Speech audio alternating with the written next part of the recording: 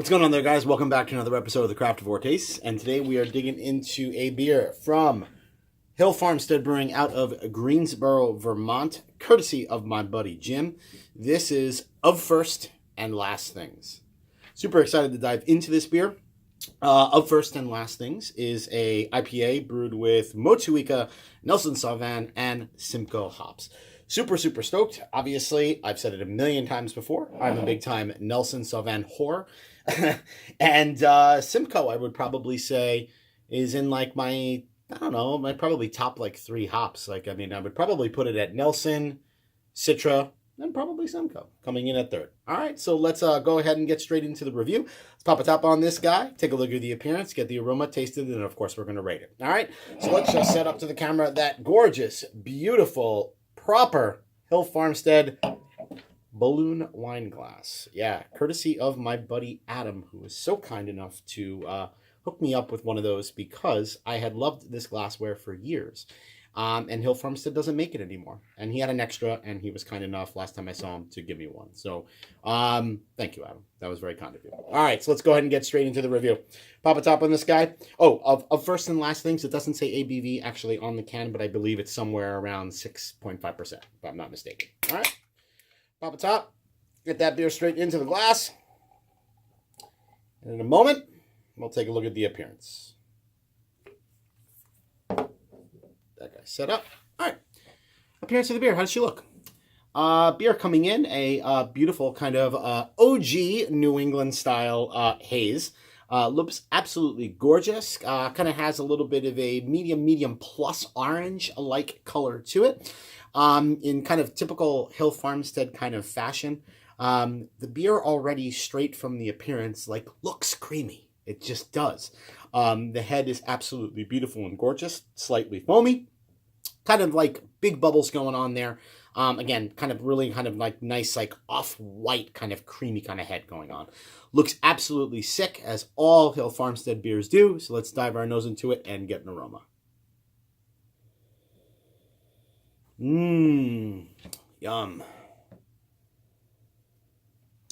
So I've been lucky enough to drink a decent amount of Nelson beers lately. Modern Times Spaceways, that monkish beer that Broadcasting Live that Bud sends across to me.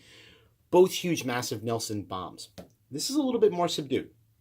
Definitely getting, obviously, that Nelson kind of what I like to perceive as like a diesel fuel kind of note. But really what I'm getting mostly out of this is the addition of that Motueka and that Simcoe. Getting that kind of like green, herbally kind of dank thing going on there. And that's kind of the prominent kind of aroma that's coming out of the beer. Almost to the point where the Nelson is taking almost kind of like a step back. I could be perfectly honest with you that if I didn't know Nelson was in here, I think I could still pick it out, but I really have to try hard because it's not as dominant forward aroma-wise as some of the recent beers that I've had that have used Nelson. It's a little bit more kind of balanced and it's a little bit more kind of like nuanced, and that Nelson versus dominating is actually kind of sharing a little bit of that load with those additional hops that were added. It smells absolutely fantastic, though. Let's go ahead and give her a taste. Jim, thank you so much for that can, sir. Cheers.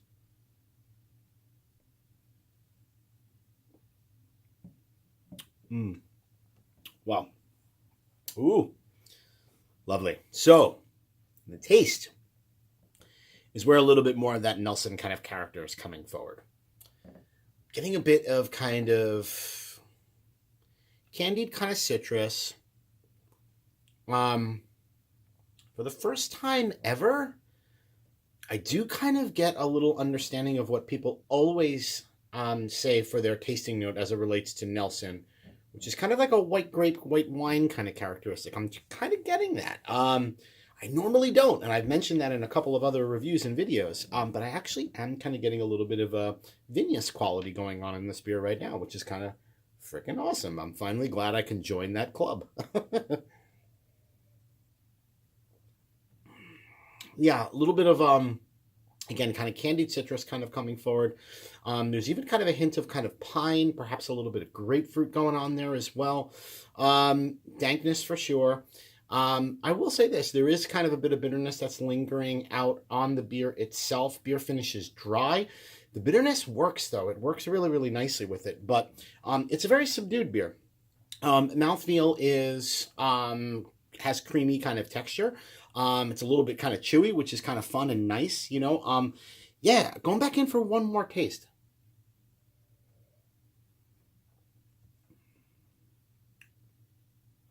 Yeah, it's got a silkiness to it as well. What I will say from the nose, from the aromatics, and it's a pretty fresh can. I'm just going to take a peek again. Yeah, I mean, canned on the 19th of November. So, I mean, you know, we're looking at, I don't know, 3 weeks, maybe a little less. I will say that the beer is a little bit more subdued than kind of what I'm used to out of kind of Hill Farmstead. But saying that, subdued in the sense that the aromatics don't blast out of the glass. The aroma isn't kind of punching you in the face. But where it is very Hill Farmstead in nature is it's perfectly balanced. All of those hops are kind of sharing a starring role. I don't think there's anything from the Nelson, Motueka, or the Simcoe that is kind of rising above. They're all just kind of gelling together perfectly.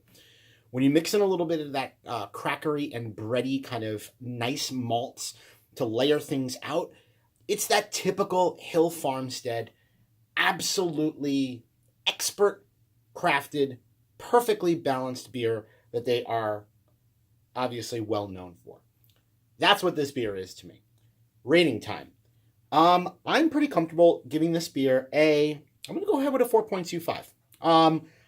Again, it's not the most aromatic and it isn't the most flavor-forward Hill Farmstead beer I've had in the past. The balance is certainly there. The expert, craftsmanship is absolutely there. It's all of those things. What kind of takes it down a little bit before is that I've had better Hill Farmstead beers, to be honest. And I've had better Hill Farmstead beers that have used those 3 particular hops. But it's still an amazing beer. All right, so that'll do it for this episode of the Craftavore Taste. Again, 4.25 caps for the Of First and Last Things from Hill Farmstead. That'll do it for this episode of the Craftavore Taste. Hope you join me again for another episode where I drink, I review, I rate, and then I repeat. Cheers.